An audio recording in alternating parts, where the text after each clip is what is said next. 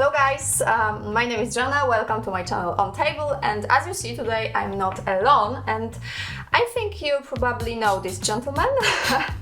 Hello, this is Martin Schwerkot from Awaken Realms, and Martin tell you and show you ISS Vanguard. Yep, first time, world premiere. Yeah, let's hype it first up. time.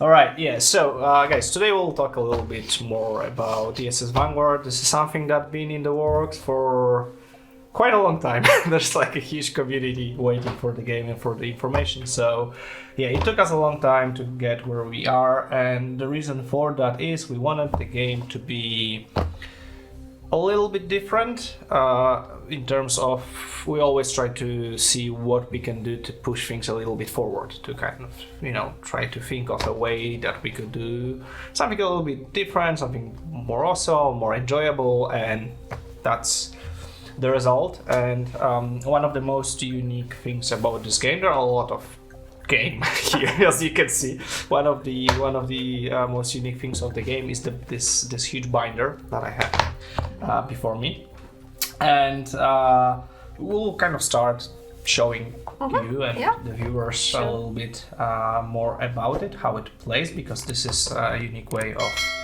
of doing it.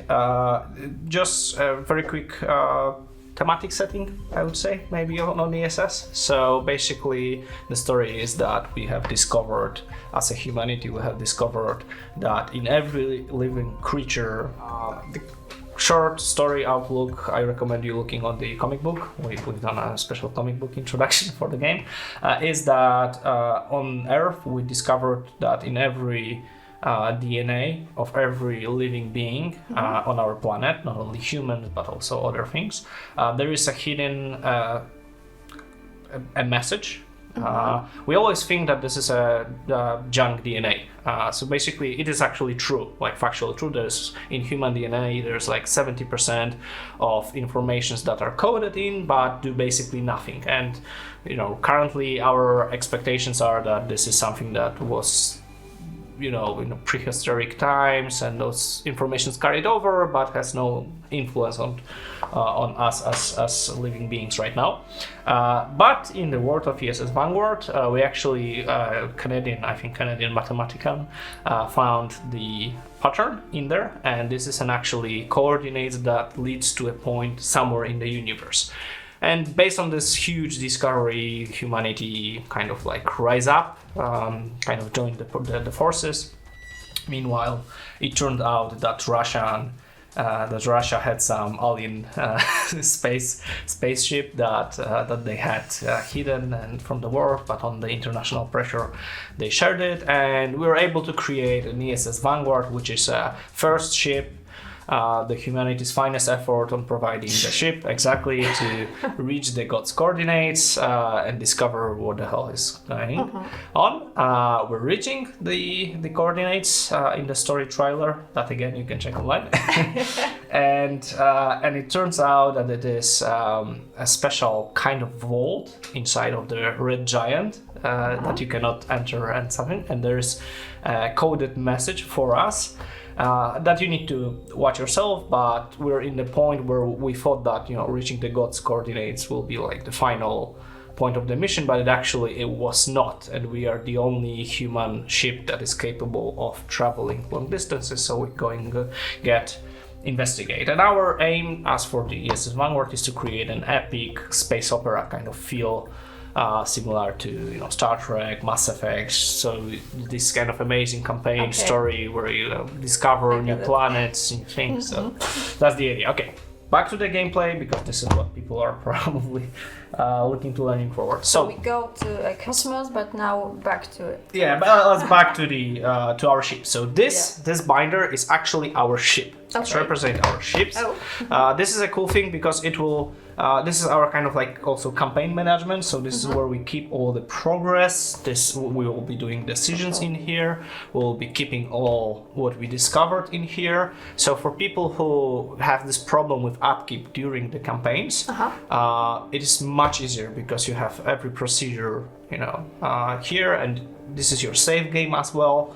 And also what is cool about it is also your rule book that will constantly change. Yeah.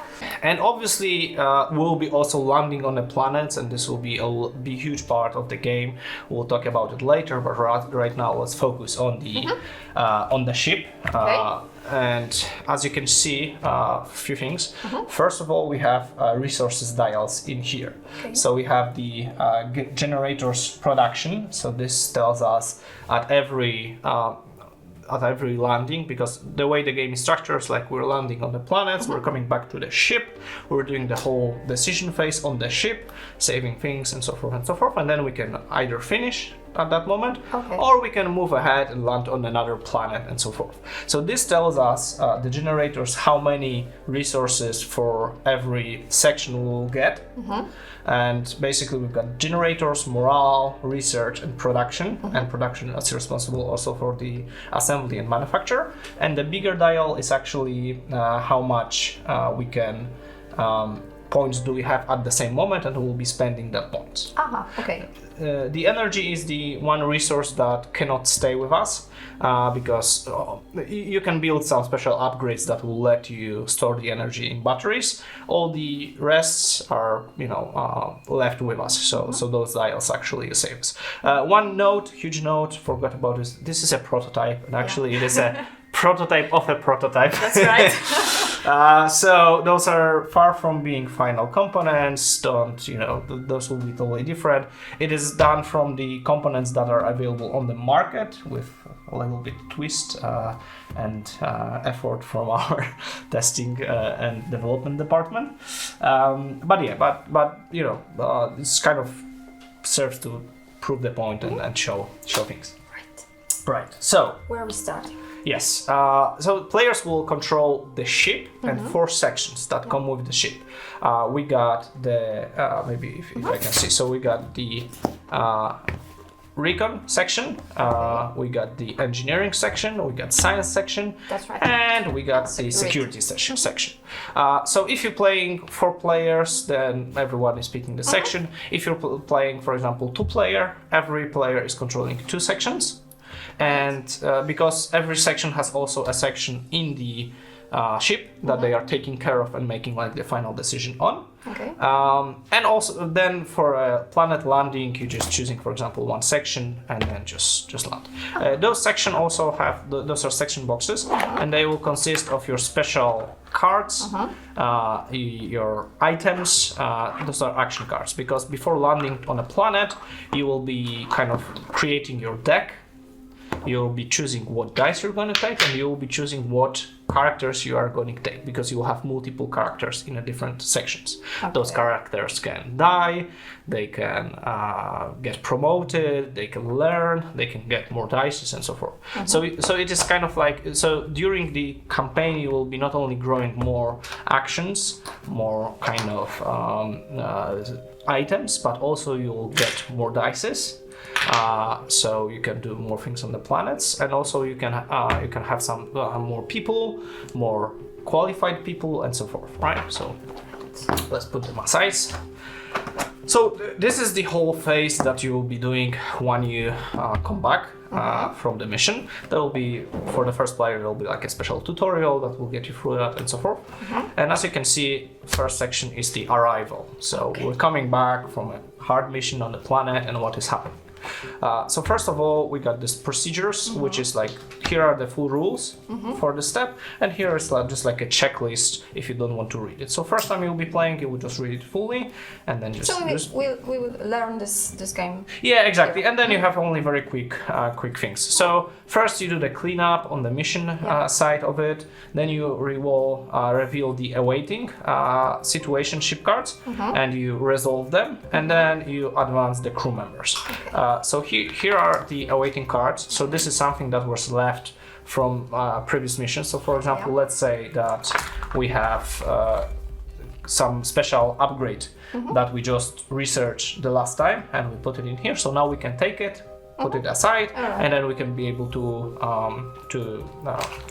do something with it, right? And there are different things that can be here. There can be story related, there can be some research, there can be things that basically we did, and there's the effect. We also have the active situations. This is the kind of like events that are happening on the ship. I'll show you one of it right now. This is a builder's code. The builder's code grow in strength, its members denouncing the captain and vandalizing many parts of the ship. So we have kind of mutiny on board the ship. And when it is active, we get -2 to all dials. So basically all the dials generating, we are getting to minus actually to 0 production, right? So this is very bad. And we can lose 1 morale to remove this card and place it at the bottom of the situation deck. So basically what it says is that we can just lose morale, basically by probably doing something nasty to those people, and remove this card, put it onto the situation deck. And but we have a huge control on what is actually getting in here. And also there's a special rule here that we can roll a ship die. This is like kind of our like luck die for the ship status. And if we will get a vanguard side, we could remove this situation. So there's a chance that this is like 1 in 8 chance that we'll actually be able to resolve it without putting an effort on it, but still, you know, there will be a lot of things that will stick. Then we have debriefing. Dividing crew duties or bid for them and apply ship-wide bonus. So we have the special procedure here on. So we basically finish the mission. So we need to get all our unique discoveries in here and normal discoveries. We also promote the people that was on this mission, so the characters that we have.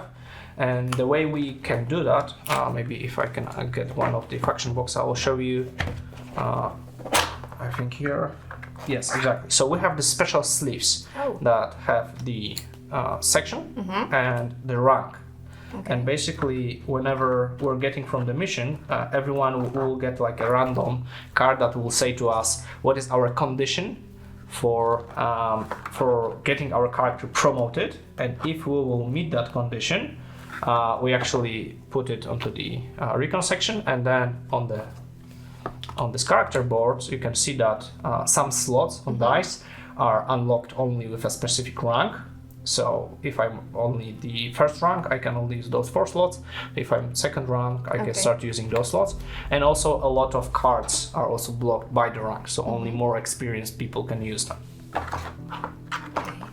And the way we are getting promoted is usually those kind of like a secret mission inside the planet. Those are not actually missions. It's usually just, you know, for example, do some epic thing yourself as your character, then your character learns, or maybe survive 2 wounds. So you also get an experience. So we want to make a thematic thing where, you know, players can actually feel that the character have grown because they did something hard or epic or whatnot. We have unloading. So we're putting all the unique discoveries, and unique discoveries are everything that we find on those crazy planets. They can have like a special things that we can do. For example, this card, this is a crystalline shards in ship phase. So this is a ship phase. When we slot this card, we are gaining the Scientlink Crystal Shard Research Project. So because we find this, we can now try to research it. So we get another project that we can research it later in the book. And also one of the cool things is, you see that they are numbered. So we're actually looking for them. And they are kind of like in those rows. And if we are getting all the unique discoveries in one row, we are getting this special bonus. From here. And those are sometimes they are scripts, so you need to read them. Sometimes they are just some special equipment or maybe some message or something that will push the story forward. Nice. Yeah, and there are some normal discoveries that you get. They are used in the research and so they are used in the research or can be used in the manufacturing, or On planets, we can use them right away, but then we'll not bring them for some instant bonuses. Or on ship phase, we can also gain, for example, like one response, or we can get some energy out of it. But then it is lost, and we cannot no longer use it. Right? Okay. Then we got mission archives. This is where we save our planets that we've been on. Because the way the planets works is not that it is not one-off. If we landed on the planet, we can land on it again.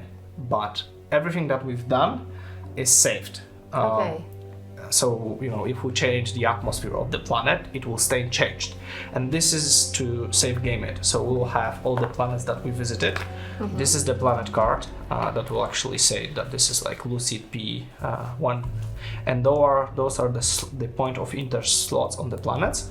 And you will be putting, if this is the final card of the slot on the planet, you are putting this, and you can see that where you're coming back, you're taking it out, putting it there, and you kind of start playing. We've already that discovered, right? And so you can come back to the planets, but it costs energy and everything, so yeah. And we got medbay. So basically when we come back from the missions, some of our characters may be injured. You have the special injury slots in here and the injury dice in here. And you can see that there are already some characters in here. Normally from the mission, we would have those characters next to our board.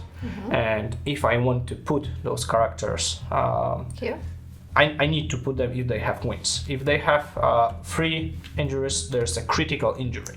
So there you have a survival check. So the survival check is basically you take the wound die, and if it is only 1, that's okay. But if this is 3 drops of blood, this is a critical injury, and this crew member dies. So we're losing them. We're putting them next to the board as they died. If not, they just get better.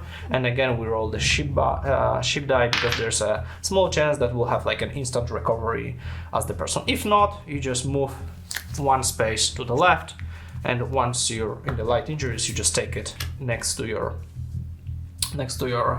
truck. So let's say that this character had healed up, and this character died. Yeah. And there's the memory wall, because everyone who dies stays in our hearts, and basically also stays a hero in our section. So whenever our character dies, we actually take him and put it in our section into the memory wall to kind of remember him. Yeah. This is like a large wall. Yeah, that will be a long campaign. And the thing is that you are when he at the moment of his death, you roll a die, and if there will be this symbol, which is, I think there's 2 or so there's like probably 50% of it.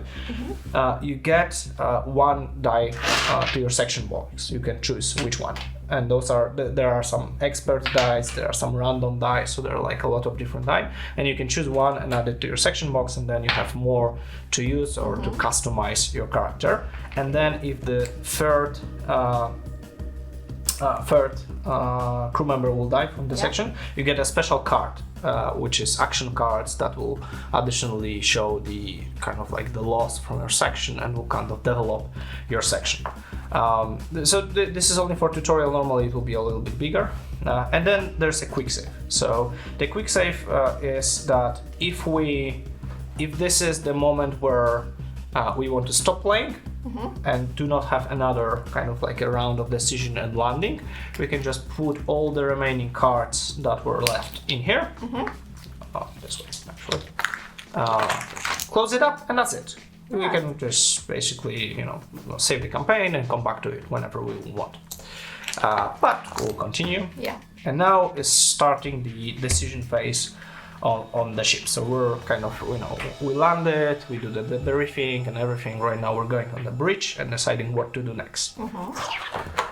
The first thing we do is we roll the ship die and add to the generator. So our ship is generating energy. We're on the ship. Here's the results. We got the Vanguard, which is the best result. So we got +3 energy. Hooray! Right.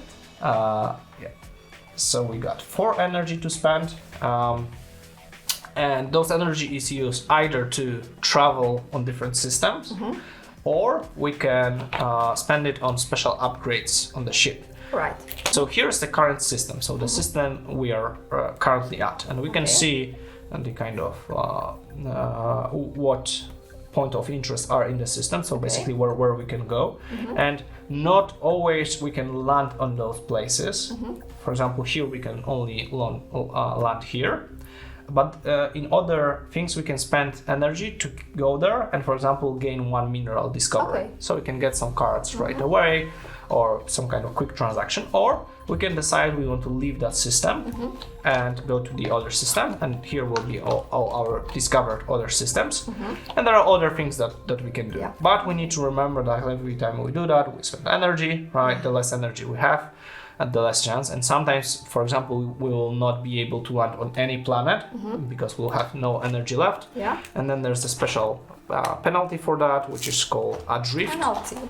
Yeah, I mean, your crew gets bored, and they, so there are some morale, but so there's like adrift. So we're basically in the space, we didn't do anything. There's like some kind of penalty. All right, and here after we've done all that, we have the still some energy left. We can install some ship upgrades that were researched, for example. And once we do that, we turn them over. And right now, for example, Vanguard may now fly to dangerous system or destinations. So yeah, I guess you like dangerous system. Nice, perfect. And for example, this upgrade would give us +1 generators once installed. So we would basically, every turn from now on, we would get +2 energy. So this is quite strong. So this is something that we do, and we'll research more projects in here, right? Then we have situation room, and you can see on the situation room that this is resolved by security. So the security is the decision maker in here, because those are some kind of situation and so forth. So if I can get the shipbook cards, yes. So this will be the shipbook cards, and we'll have. I have a trouble opening it. Hold on, I got it. I think I got it. I got it. All right. One more thing I forgot to mention. We'll just go back to the bridge for a little bit, because it's also interesting the way you're landing on the things. So the way you land on the planets is that you have this planetary scanner. And whenever you decide to land, you use 1 energy to land on the system, but you can also use more energy to scan more things about this planet. Because you need to prepare to land on the planet. So if you want to, customize your gear, get the actions, you need to know what are the environments there, what can be there, and also you will be equipping landing gear on the landing ships and everything. So it is very important to have the good information about the planet. So you can see that you can spend 1 energy to get more information, then another, and then another. And for example, on this planet, you can see that on landing, you got no dangers. So the first one is also about landing. So here landing is easy, so we can take a lot of load because there is no backfire from that. Sometimes there can be micro meteors in the atmosphere, or there can be very like winds or whatever. So if you take too much stuff, you can basically get your crew member die or wounded or lose some equipment. So then you have frequent hazards and rolls. So this shows you the environment. For example, there's like some mining environment, there is some old artifacts and so forth. And the third one is the special action that you can do on this planet. And in here, if you will roll one of those symbols, you can get a brown lead. And brown leads get you to some discoveries. So it might be wise to, for example, get green dices. All right. Yeah, I can see that the dice are the main interest. We'll get to them. We'll get to rolling them. Oh yeah, they are noisy. And you remember those active situations that we had? So they come from here. The way it is, we have the morale, which is giving us the resource, and the resource here is response points. But we also take all the red dice and blue dice from a section. Red dice and blue? Red and green from the security section. So the player who controls the security section, he gets all his dice. he takes them, he rolls them all, Okay. and What he is here? looks at the ISS Vanguard symbol and just okay. So this is only one. Only one. And he adds to the part. So this is this section input in it. Obviously, the longer the campaign, the more dice you're gonna have. So this is an additional benefits that you'll have more resources to spend. Now we got here. We have this situations, and you got first situation, which is illegal power diversion. So board crew members divide power to recreational holodecks and unofficially manufacturing of luxury wares. So our crew is people, and people get bored in the ship and want to kind of do something. So we have two actions to do that, and we can use one response point to inspect power lines and shuffle this card back into the situations deck. So basically we shuffle it back or set up a trap, so then we can remove this card from the game, so it will never come back again. Okay. The thing is that the full cost depends on the place where it is. So all the new situations comes they comes in the stage 1. Okay. And we are multiplying the cost by the stage it is. So first it costs only one time. Okay. Right? But then as it comes, it comes more developed, it costs 2 times. And then it costs 3 times, right? And if we will do nothing with it, right? Yeah. Then we turn it up and it goes to the active situations deck, the werewolves. Okay. And we can see that right now we have -1 generator, and you may lose 1 morale to remove this card from the game. So it basically, we did nothing about it, 3 turns passed, we got it as an active situation, right? And there will be always kind of like more situations than we can handle, so it is always pick and choosing what we want to do, which one we want to tackle or not, and those can be they are not always bad. There are sometimes some good situations. There are some situations that leads to the logbook, where it will be a story interaction. Okay. So there are like already a lot of those situations in here, but I will be not spoiling them, I guess. Anyway, so the security, and you kind of see thematically why the security do this, because they take care of the humans on the ship, and just to keep fixed. Then we got research laboratory, resolved by science. They are doing first, they can choose one project. So there are some active research projects that we're working on, and they can choose one project and decide like, okay, let's try to do the breakthrough on this one. We're rolling the ship die, and there's a very small chance that we'll actually get this project discovered right away. There's a breakthrough, something happens, one scientist had a brilliant idea, we got it developed right away. If not, then we're taking all the blue and green dice from our section. We're rolling them. Yeah. How many of these do we got? 1. Yeah. Again, unlucky. And we're adding to the so 1 for the research and 1 from the die. And then we can spend the points on the research. Here are the active projects, and then there will be some projects here that we need to get to the active. And just to let's say that we have the builder's landmark. So this is something that we found on the planet. Yeah. We researched it, and there's like a log 55. We discovered it, so we can go to the log 55 to read what actually happens. And I'll very quickly read it. And there all sorts of things can happen here. So yeah, you can see this is a very interesting looking one. Example.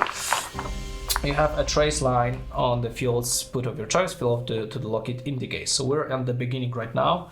We have glyph patterns analysis. So this is basically the kind of the glyph from one alien race. So there will be multiple different alien races, and we'll be trying to understand them. So to understand them fully, we can decide whether we want to go here or here. Yeah. And somewhere here we can get to some top secrets, kind of know this race, then we will be able to talk with them or maybe do something. Let's say that we are going to the glyph pattern analysis to log 23. Yeah. And the log 23 is... Oh, sorry.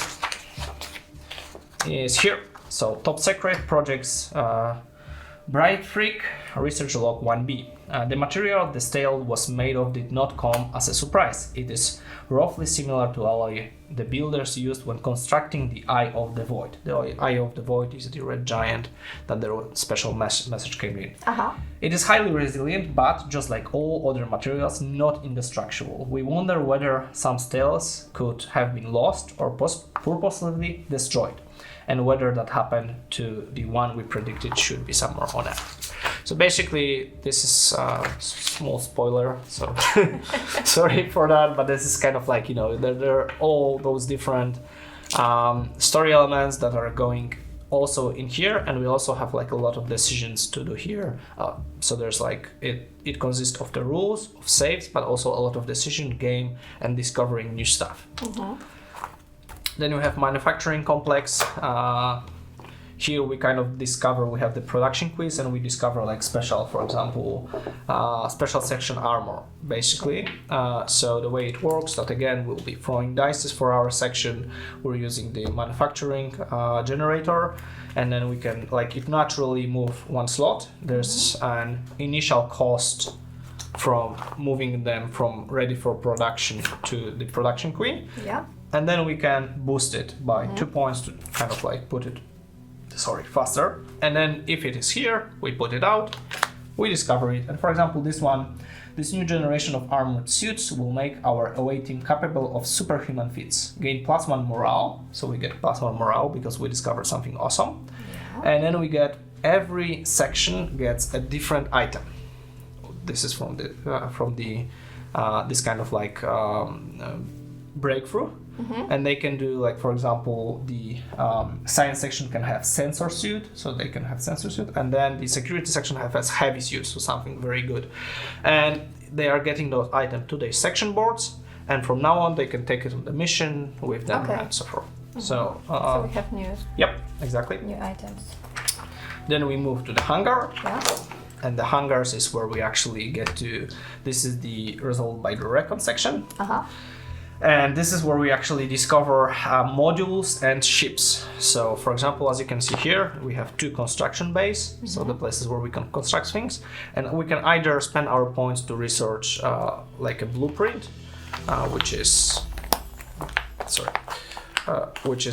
just a module, lander module. This one adds +1 danger dice, but in the planet phase, each crew member resting in the lander draws 1 more card. So we can actually, when you are in the place when the lander is, you get more stuff. And once you have it, you put it to your kind of like ship books, and you can start, you can actually put it in here. So this is something that we reset from now on, and we can add this mod to any lander we want. There is also another thing, which is blueprint of the ship, but to complete a ship, it usually requires 4 parts. So once we completed it, let's say that we have this hangar, this construction bay, and we completed the 4 of it, it actually tells you what you should take, and you discovered a ship. And for example, in this hangar bay, we have 4 ships. We got Dragonfly, we got Space Ranger, and my favorite, Faustschrank, which is, I think, in German, a heavy rock or something like that. And basically this is the lander that just, have 0 defenses but maximum capacity. So, so yeah, so there will be some fun ships to do. And as you can see, the ships, it looks nice. I like all of them. So they have 3 very statistics. So they have armor, sensors, and agility. Dragonfly, no more armor? No armor, but full agility. It's very fast. Yeah. And they also have heavy, medium, light cargo. So you can take either 1 cargo and then it will be light. So it only have 1 danger die. I'll explain the landing a little bit later. You can have medium cargo, or you can have a heavy cargo, but then you're taking a lot of risk because you'll be throwing a risk die.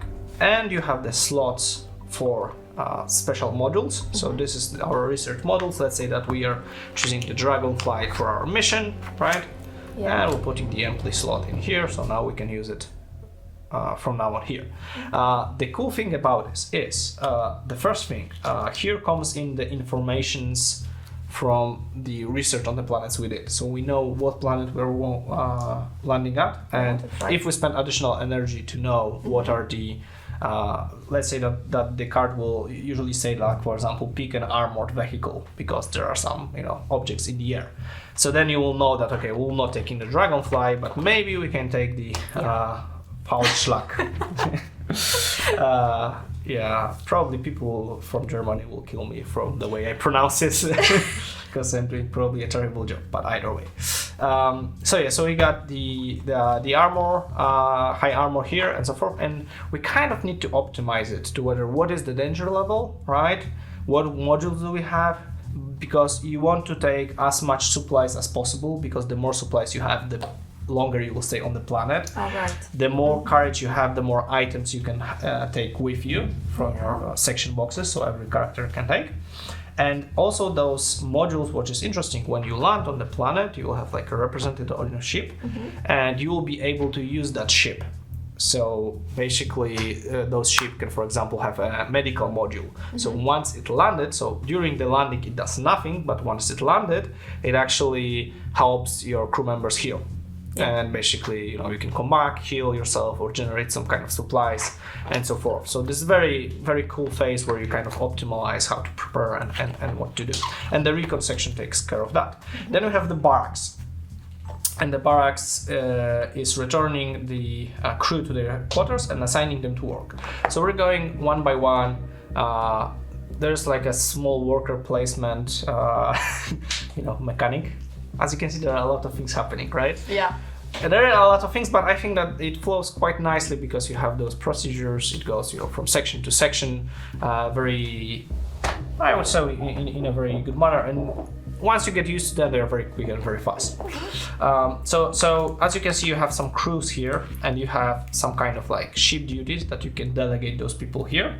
Yeah. You can try to train them, and the way you train them is you take all the dices, just to see whether it's yes, okay, and you roll it, and if you don't have, you have to. Yeah, but this is actually the reverse. So the more you have, the worse it is, because it is done. If you train, you ranked up, but we didn't want a snowball effect where one section would have a lot of dice and they would just train everyone. So it actually works in the reverse. The more dice you have, the higher chance that you will not train your character. So you can either get a bigger rank in here, training, or just go to the planet, use a character. So you need one character to actually be on the mission. Yeah.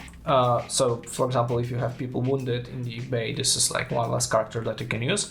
But you can delegate them to ship duties, but they require a special rank, and then you can get more resources on the next way. So they're generating resources.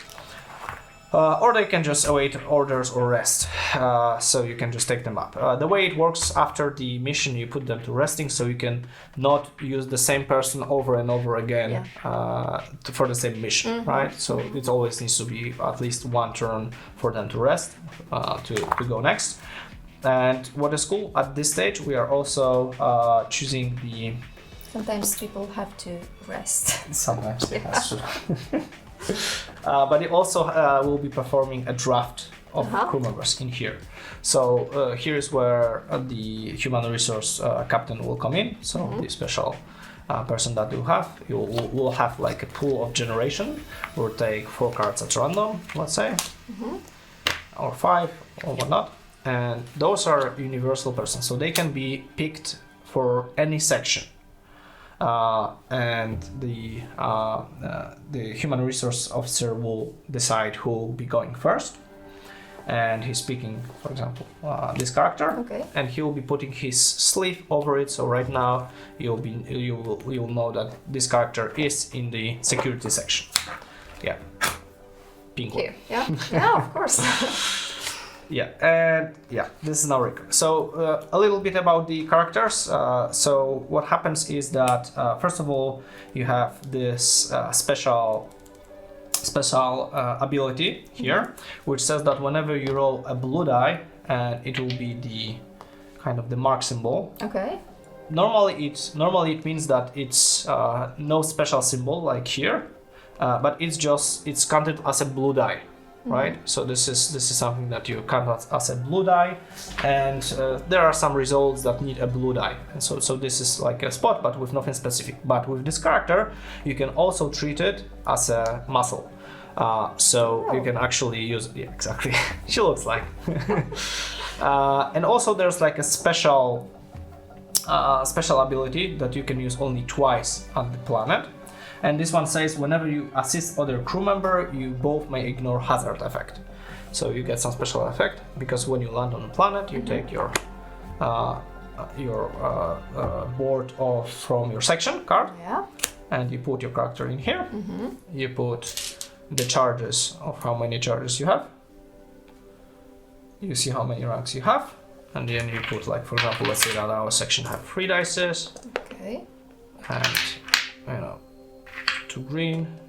These ones are blocked. I don't have this red die, and I have, let's say, 3 blue ones. The blue one. Yeah. And we also will be deciding what die I want to actually take, because maybe, you know, on this planet there'll be a lot of those symbols to get. So I want this kind of die. There are some expert dice, so you'll be kind of getting better and better dice. So we'll have our character, we'll have to decide what dice we want to take on the mission, what action cards deck we're going to take on the mission. And as you can see, there are like a lot of usability on those special actions and this special feat of these crew members.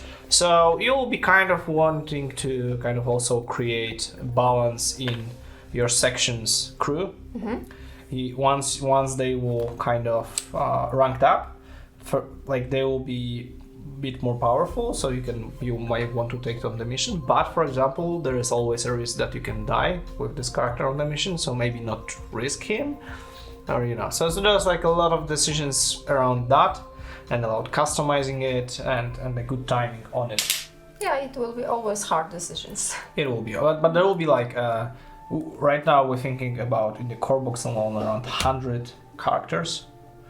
Wow. So yeah, so we'll be definitely trying to work with community on kind of ideas to kind of, because we also want, right now there's like on the crew member, but we want on the back like a short story snippet, which will be the, you know, like a character. It will not have anything to do with the gameplay, but it will be like a short story thematic introduction of this character. So maybe, you know, this will be your favorite character, so you'll be protecting it, last for long and so forth. Got it. I definitely need to put myself as a character. And obviously the most overpowered one. Maybe we can think about putting you as well. So, yeah. Alright, the crew members draft, done. We're going back here. The crew member goes here. Okay, so we've done that. We've chosen, right now we're choosing also what characters we're taking on the mission, right? And then we're going to the mission preparation, where we actually perform the mission launch procedure and the landing procedure, and we're on the planet and we're exploring on the planet. So every mission will be like that. As I said, if we those are just rules for the planet exploration, and we'll just probably change the setting for that. Most of them. No, but this is like, there's no rulebook to this game. That's it. This is like, that's it. So it's not that bad. Right? Yeah, you're right. It's not bad. I mean, you know, when you would take all the rules from all those pages, that would be probably troubling for a first player. But since you're doing it one step at a time and you're doing the decision and playing the game, it's actually surprisingly easy to learn. And we have a very good, like a tutorial scenario that will teach you everything step by step. And as I said, if you will not land on anything, there's a drift where you get a special penalty, and you basically start over this section. So this is the binder. Thoughts? I'm confusing, to be honest. And lots of rules, but its other side, I have a clear order. So it's really cool. Yeah, we just like the finished thought, we kind of wanted to have this feeling of actually managing this kind of home-based ship, where you take those things, you prepare the landing, you prepare the crew, you have all those decisions happening, and then you go and land. So this kind of to keep this whole space opera thing in space, you're doing things in space, but also on planets, then you come back and there's this cycle. But yeah, I think that, I hope that it will flow pretty nice. As you said, there are like a lot of steps, probably, obviously this is a prototype, so we'll be refining those. But we definitely want to make sure that there will be like a lot of fun, a lot of flow, and it will take up to probably 20 minutes, 30 minutes with the cleanup. This is also a part of the cleanup. So we're doing the cleanup and doing decisions, playing the game, and preparing for the next mission. And also a rulebook and a save game. So this serves a lot of purposes. Yeah.